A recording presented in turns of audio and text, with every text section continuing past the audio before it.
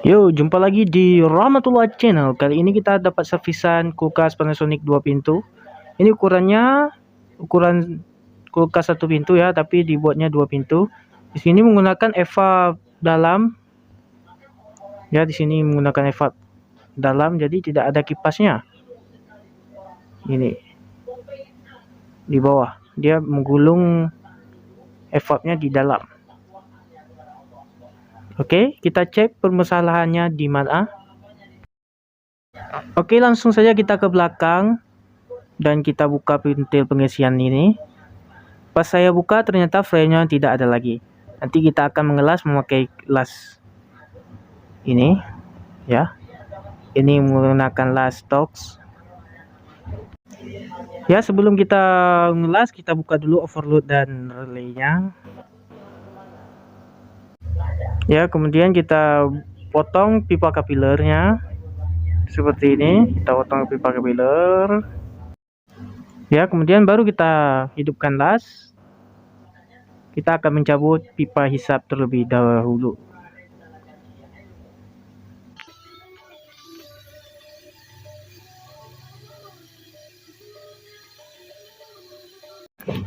Kita panaskan dulu hingga matang. Kemudian kalau sudah mulai mencair, bisa kita langsung mencabut pakai tang. Jangan pakai tangan karena ini sangat panas. Kemudian kita buka juga pipa tekannya. Aduh, mati pula dia nih. Ya, kita hidupkan. Kita cairkan, kita panaskan hingga mencair. Ya, kemudian kita cabut pakai tang. Jangan sesekali memakai tangan. Oke, kemudian kita buntukan di bagian kapilernya untuk mengecek kebocoran. Kita buntukan di kapiler dan juga di filternya kita buntu. Ini berfungsi untuk pengecekan kebocoran. Di manakah bocor? Apakah di bagian kondensor ataupun di bagian evap? Oke, nanti hasilnya seperti ini. Ini kita buntu dan kapiler juga kita buntu menggunakan kawat las tembaga. Kemudian bisa langsung kita memasangkan pentil di bagian pipa hisap di sini dan pipa tekan. Nanti kita isikan freon. Ya, kita las jangan sampai bocor.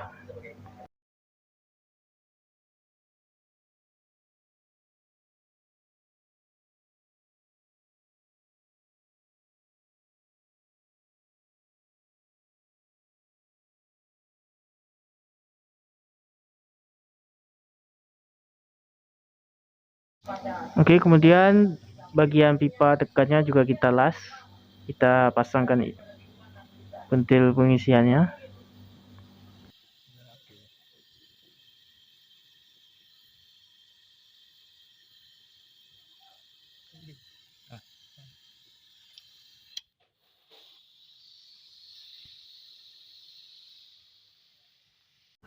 Oke, kemudian kita siapkan sebuah manifold double. Ya, di sini selangnya kita pasangkan ke bagian ini. Lalu kita isikan freon untuk mengecek di manakah kebocoran. Apakah di bagian evaporator ataupun bagian kondensor. Ya, di sini kita pasangkan selangnya.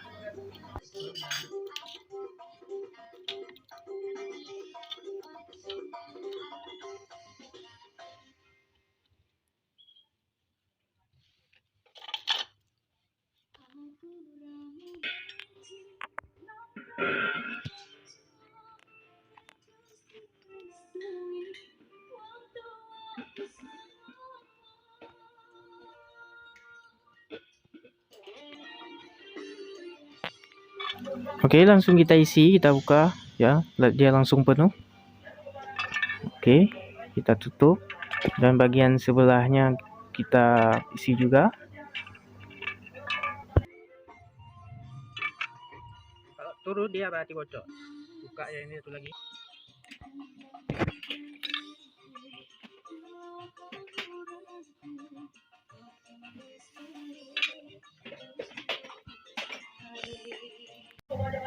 Setelah kita isi, kita akan menunggu yang manakah akan turun selama 1 harian.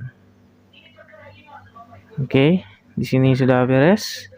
Tinggal kita tunggu selama 1 hari atau setengah hari. Ya, di sini terlihat di bagian kondensornya menurun, yang sebelah warna merah, dan yang di bagian pipa hisap atau evaporator masih berfungsi atau tidak turun freonnya. Langsung kita beli kondensor luar dan kita pasangkan seperti ini. Ini menggunakan kondensor 12U.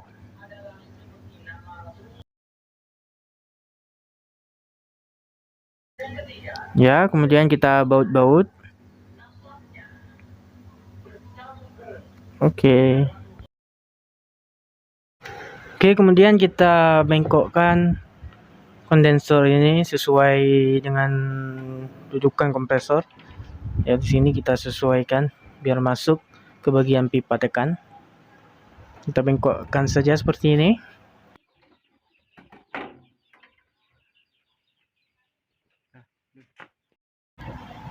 Oke, kemudian kita flushing, yakni dengan cara kita isikan freon R32 yang bertekanan supaya oli di dalam keluar biar nantinya tidak akan sumbat.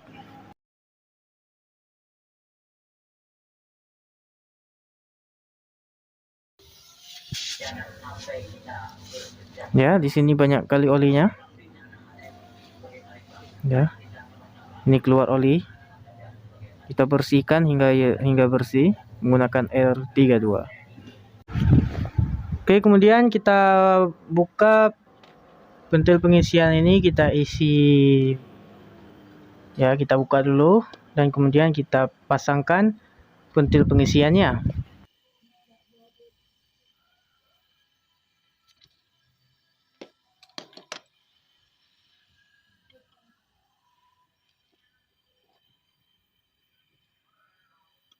Lagi mereng. Mereng. Ini benar kan? Yang kita mulai itu. Mereng mana? Ini dah dua ya. Ada kau. Tiga angka. Oke, kemudian kita pasangkan filternya dan kemudian kita pasangkan kembali pipa kapilernya. Di sini kita cabut dulu pentil pengisian tadi. Pentil pengisian di bagian untuk mengencikkan evaporator. Di sini kita akan mengelas pipa kapilernya yang sudah kita sambungkan filternya. Oke, kita menggunakan kawat las tembaga ya. Jadi kita las seperti ini saja. Jangan sampai bocor. Oke, kemudian kita kasihkan tisu basah atau air. Ya, air seperti ini. Kita masukkan. Kita siramkan saja supaya tidak merambat panasnya. Oke, kemudian kita hidupkan ya. Kita press pipa hisapnya. Ya, ini pipa terakhirnya. Kita press. Jangan sampai ada oli atau sisa-sisa keraknya. Oke, kita press. Ya, seperti ini. Kita press lagi sampai tidak ada lagi oli-olinya. Oke, setelah kita press hingga bersih, kita masukkan kembali pipa hisapnya dan kita las. Ya, menggunakan kawat las tembaga.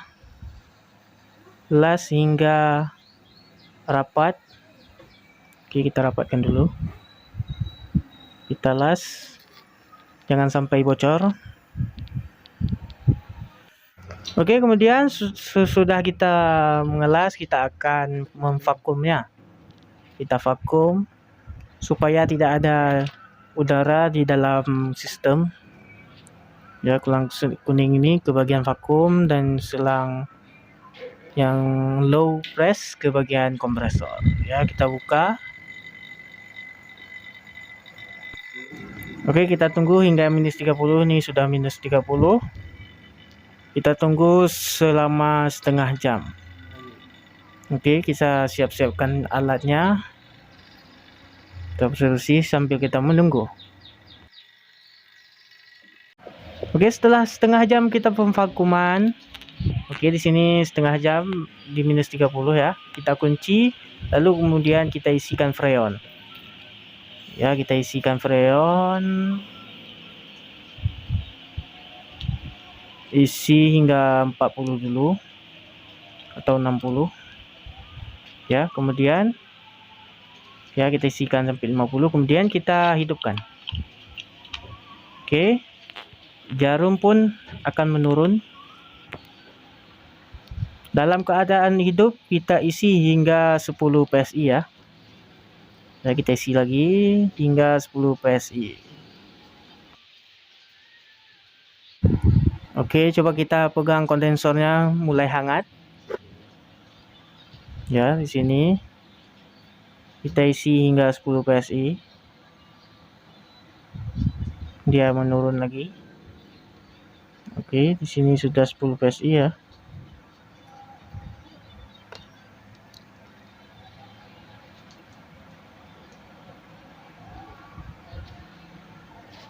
Ya, di sini sudah pas 10 PSI. Isi freon itu tidak perlu lama.